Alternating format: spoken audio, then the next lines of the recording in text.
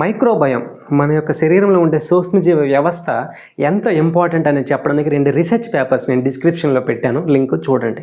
అందులో ఉన్న సారాంశం ఏంటంటే, ఒక రీసెర్చ్ పేపర్లో ఒక వ్యక్తి బర్న్ ఇంజ్యూరీ అవ్వడం వల్ల, కాలిపోవడం వల్ల యాంటీబయాటిక్స్ సివియర్గా వాడడం వల్ల అతనిలో ఆ తర్వాత హైపోకోయాగులేషన్ అనేది జరగడం జరిగింది.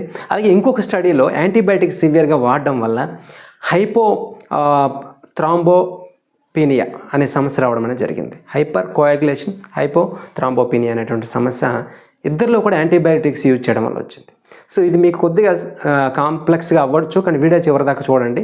అలాగే ఇంకో వీడియో కూడా పెద్ద వీడియో చేశాను, అందులోకి వెళ్ళి చూడండి, షార్ట్లో మీకు పూర్తిగా అర్థమవుతుంది. సో ఇందువల్ల మనకి ఏం తెలుస్తుందంటే, యాంటీబయాటిక్స్ వాడడం వల్ల మన గట్లో మైక్రోబయోమ్ చనిపోయింది, శరీరంలో మైక్రోబయోమ్ తగ్గిపోవడం వల్ల విటమిన్ కే డెఫిషియన్సీ వచ్చింది. అందువల్ల రక్తం అనేది సరిగా గడ్డ కట్టట్లేదు. డెంగ్యూ వ్యాధి వచ్చినప్పుడు వాళ్ళకి చర్మ రంధ్రాలు గుండా రక్తం లీక్ అయిపోతుంది, ఇంటర్నల్ బ్లీడింగ్, ఎక్స్టర్నల్ బ్లీడింగ్ జరుగుతుంది. అలాగే హైపోకోయాగులేషన్, హైపోథ్రాంబోపీనియాలో కూడా ఇంటర్నల్ బ్లీడింగ్ అయ్యే అవకాశం ఉంది. అలాగే అది నెగ్లెక్ట్ చేస్తే కనుక హార్ట్ డిసీజెస్, అలాగే ఇతర అనేక రక్తనాళాలకు సంబంధించిన వ్యాధులు వచ్చేదానికి అవకాశం ఉంది. సో దీన్ని బట్టి మనం తెలుసుకోవాల్సింది ఏంటంటే, యాంటీబయాటిక్స్ యూజ్ చేసిన తర్వాత నెగ్లెక్ట్ చేయకుండా మైక్రోబయోమ్ని రిప్లెనిష్ చేసుకోవాలి, విటమిన్ కే లెవెల్స్ని మానిటర్ చేయాలి అనేది. సో దీనికి సంబంధించి యాంటీబయాటిక్స్ తీసుకున్న తర్వాత మనం వాళ్ళకి 42 డేస్ కోర్స్ అనేది ఇవ్వడం జరుగుతుంది. ఈ కోర్సు డైటరీ ప్రోటోకాల్ ద్వారా వాళ్ళు మళ్ళీ మైక్రోబయోమ్ని రీజనరేట్ చేయడం అనేది జరుగుతుంది.